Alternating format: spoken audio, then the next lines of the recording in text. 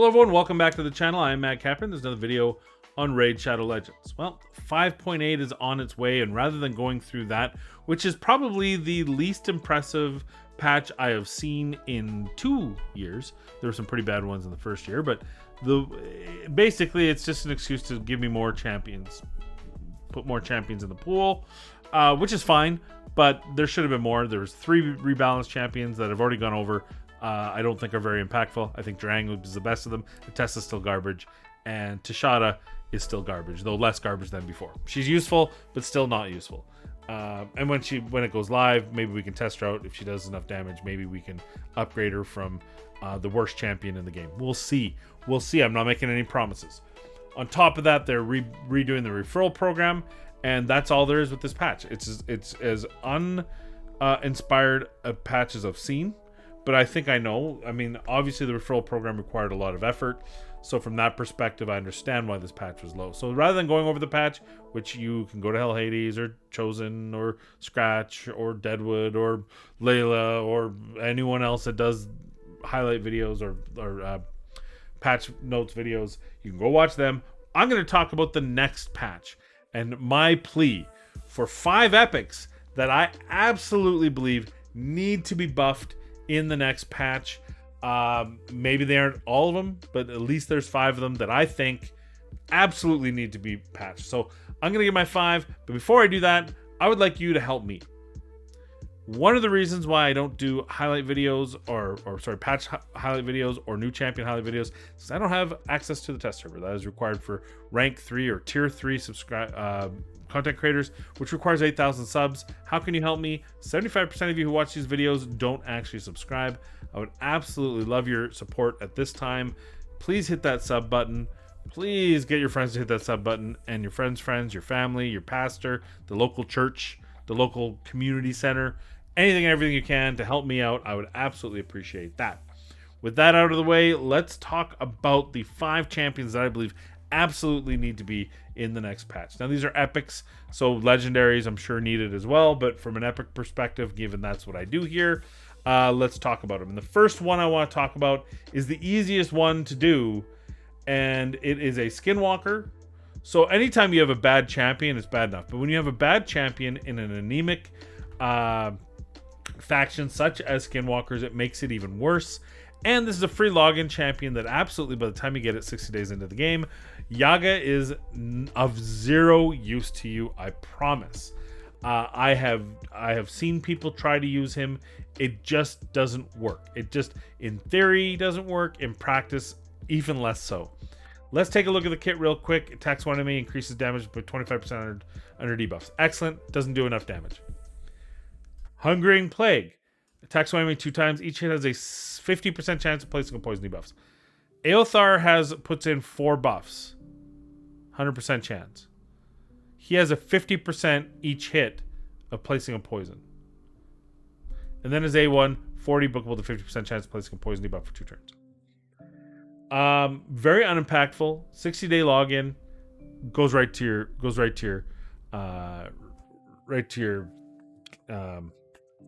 vault. Probably the second vault now. Goes right to your second vault. Probably should be used for food. But if you're trying to keep one of each, if you're trying to collect, we'll go into your second vault. Yaga's not very good. Not very strong. Not very impactful. The purpose of Yaga is to give everyone an equal playing field. This is what I believe. 60-day login. You pick Kale. You don't need him because you have your poisoner. You only want to replace Kale when you have someone that can put down poisons that doesn't have the baby poisons on the A1 like Kale does, right? So that's fine. You can push that out of the way. You can use Kale until you get something different. If you don't choose Kale right now, the common consensus among most, not including me, think if you don't choose Kale, you chose incorrectly. This is supposed to be the equalizer, right? So you can actually go, I'm going to pick Aethel, or I'm going to pick Elhain, knowing that in 60 days, which is really about the time frame you should really start looking at clan boss, unless you get really lucky with champions. The clan boss, normal and hard rewards are kind of garbage, so brutal's where you start getting some good rewards, and so that's where you need to push. Until you can push brutal, you can't, and you just do it for your dailies, and that's it. So 60 days in, that's the point where you need to. So you can pick Elaine, you can pick Aethel, shoot, you can even pick Kale. You can progress. You can start getting dungeons, start getting your campaign completed. 60 days later, you're like, okay, now I'm gonna focus, and then Yaga comes into the play. But right now he's no good. So my opinion is he needs to be good, and this is how. This has to do way more damage. It needs to actually 25% of a wet noodle is still a wet noodle. So the multiplier needs to be way higher. This needs to be 75 bookable to 100. He requires 6 books, which is a tragedy, but nonetheless, at least if you're going to put the books in him, he should be able to have 2 poisons placed. Every 3 turns, it should be actually. But we'll keep it at 4 turns because of this. This should be 2 hits as well, in my opinion. Maybe that's too much. Maybe it's just 1. But at least this way, on a 4-turn cooldown, you're placing the poisons on the first turn. You're hitting them for increased damage on the second turn. Third and fourth, you might get 1 poison in there now, but these have now fallen off, and so you come back to here and you put them back on. It's not a great scenario, but at least that way, if you don't have Kale, or if you want to use them with Kale, you're actually being able to use this champion to go to the clan boss if you didn't get the opportunity to pull one of the other poison champions. As it stands right now, he's trash. At least that way he'd be usable. I think it's still unimpactful compared to many or most of the other poison champions. So in my opinion, actually, maybe for 3 turns, if you're going to do a 4-turn cooldown, maybe a 3-turn, I think would be cool, would be neat, would be nice. But because he's a login champion, maybe that's too much. But at least it needs to be 100%. If you want to do the 3-turn and make him really cool, perfect. If not, I'll get over it. But Yaga the Insatiable is the first one I feel like you need to fix. For the second one, we're going to go to the High Elves, which everyone seems to be like, why do we need another High Elf? They're the second lowest champion count in the game. We do need more High Elves, especially Epics. They do excellent number of champions, but not nearly enough of them. And the one that I'm targeting is Luthea. She is very underwhelming. She doesn't do nearly enough damage. Her kit, decreased speed on an AoE attack, is actually really good. And then the freeze 3 times at random with only a 25% with no books to improve chance of landing a freeze. It's not very good. It's not very strong. It hits okay, but it's 3 times at random with a chance that you'll land no freezes. A good chance that you'll land no freezes. And then the poison only has a 50% chance. It's a poison on a champion that's not a clan boss and it's not a boss level fighter, because most bosses can't decrease speed. Most bosses you can't freeze. Vast majority, I don't think you freeze any boss actually. So these 2 skills don't match this skill, or this skill doesn't match these 2 skills. Now Luthea, if you make this hit harder, you make this hit harder, and you make it a 50% chance of placing a freeze on each hit, then she's impactful for waves. So then this would need to be something to go along with that. I would say attacks one enemy 2 times, or attacks an enemy. If it kills an enemy, gets an extra turn. There needs to be something to there. Get rid of the poison. We don't need poison on this champion. She's already got low attack skill, low speed. Maybe that's all you need to do is boost her attack to 1400 base, 1450 base. Maybe that's enough, but somehow she needs to do more damage and make this A1 more useful and make the A2 more impactful with a 50% chance of placing the freeze debuff. That is what I believe for Luthea. Now, this too is actually not bad. You can use this in the early game, so I'm okay with that. The third champion is Adriel. Adriel is one of my least liked champions because her kit reads good, acts bad. A 6-turn cooldown and 5 books to get her, 5 books if you're lucky, plus there's another 4 here, plus there's another 4 here, just to get a 50%, 100% chance of critical. A 2-turn attack down on a 5-turn booked ability is wrong. This should be a 4 bookable to 3, or at worst a 5 to 4. I think it needs to be 4 to 3. And this is a support champion. The second thing is, it should be a 75 bookable to 100. Not this if the attack is critical. It's a support champion. Yeah, she can hit okay, but that's not, again, she's a support champion. Have her support. Let the nukers nuke, let her support. That's all I'm saying. Just get rid of the critical piece. Make this 50%. She's already got a heal here based of their max HP, which drives me nuts. And on top of that, you're making this so long and slow and drawn out with so many books needed to use. It's tragic. Now we go into this is putting reflect damage. Reflect damage I don't like, but it's getting better. Heals all odds with 20% of the max HP. I'm okay with it. It's not my favorite. I'd rather be of her max HP, especially if you get rid of the critical, so you can really ramp this up. It would be a really cool spell. Keep in mind that Thenisel already heals better, already has a better kit than her by a landslide. So why not have her heal? I don't understand why we can't have a good healer in the game. And then the decreased accuracy, I'm okay with that. It can be okay. It's not hugely impactful, but there's places where it actually can work on boss fights. Really good in some areas, so I'm okay with this. But I think truly this needs to be probably a 4-turn or a 3 bookable to 3-turn cooldown, and this really needs to be 20% of her max HP. Oh, and get rid of the critical. That's my thought on Adriel. She's just, and I actually kind of like the look of her, but nope, don't like her. So please fix her, player. She also has the magic speed, which drives me nuts. But beggars can't be choosers. Make it, yeah, no, they can. I take it back. Why can't I ask for the world? I want that to be not just magic, but all battle. All right, number 4 on the list, we're gonna go to Lizardman. Another one, some of the best legendaries in the game. Some of the most underwhelming epics of the game, and the worst of them, in my opinion, especially with Drang getting a buff. I'm not a fan of Basilisk, as we've all known, or Broodlord for that matter. But Drake is the one, to me, just pure trash. So we have this, which is a decreased speed and a decreased accuracy on all enemies but the target. A little bit weird, but I'm okay with that. Not a lot okay with it, but I'm okay with it. It's a 6-turn bookable to 5-turn cooldown. Not okay with that. 5 to 4. You have to drop 1 turn off of this. It's useless at 5 turns. But it only puts it on there if it's critical. So you look at this and you go, okay, well, I've got to build him to be critical. He's a nuker. He's got 60% crit damage. He's going to do good damage. 1487 attack. So we're building him as a nuker. 100% crit rate, 250 crit damage, 6k attack in the end game. 5k, 4k attack, whatever you can get, right?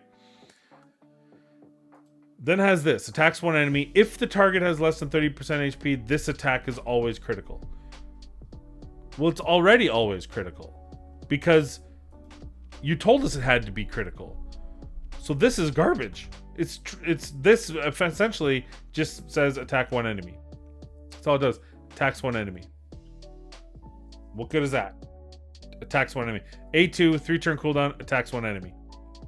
So this needs to do something. It needs to do something impactful. I don't think it even matters what it is, but it has to do something.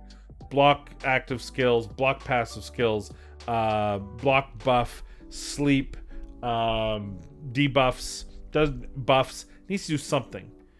So add something to this that isn't stupid like it currently is. And then the A1 attacks one enemy. I actually really like this. Attacks one enemy, grants an extra turn if the target is killed. It's probably one of the better A1 abilities in the game. Anytime you get an extra turn just for killing an enemy on a nuking champion, that sounds good to me. So, Drake, fix that A2, dear God, please. And make this a 5-turn bookable to 4-turn cooldown. And finally, and probably the one that irks me the most, is from the orcs, and it is Tolf. My problem with Tolf is he's trash, and he's a void. His kit is unique, but it actually turns out pretty poor. Let's read the kit. So decreases the value of all enemy shield buffs by 50% at the start of every turn, then increases this champion's max HP by the same amount. Now, I did a video on this champion. This sounds like it could be cool. It sounds like it'd be a nice little crisp counter. The reality is, in Arena you have 4 players, and to take up one of those player slots with this guy means you only have 3. You need a booster, a debuffer, and a nuker. So it's really not very impactful. You can just bring in a cleanser, and then you're better off, right? Than this, which only removes shield buffs, and it's only 50%. And it's the start of every turn, so I guess if there's a shield generator on the enemy team. So from an arena perspective, it's really less impactful than it sounds. And from a PvE, there's only a handful of locations where you know you're going to have to deal with shield buffs, which makes it even less impactful. But on top of that, then you penalize them for having that ability. And that's because of this here, which is a 3-turn cooldown. Attacks one enemy. When not attacking bosses, inflicts pure damage, which means 100%. It ignores everything. Ignores everything, every modifier. It just... So I think it does ignore strengthen maybe, but definitely increase defense because it ignores defense. But decreases the target's HP to 50%. So basically what it's saying is it's gonna take the champion at full health, but keep in mind if the champion has 51% health, it'll take him to 50% health as well. So it's not even really inflicts pure damage, it just decreases the target's HP to 50% with no modifiers. Then inflicts the damage based on this champion's max HP instead, places a stun for 1 turn if the target already has less.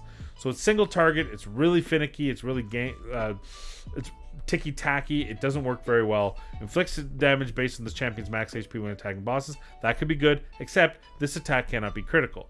He can't critical hit, which means he can't hit, which means this looks cool, but the reality is when I did testing in several different areas, it was nothing. It was no good. You're better off bringing in a nuke champion who can just nuke through the shields that he's supposedly taking away.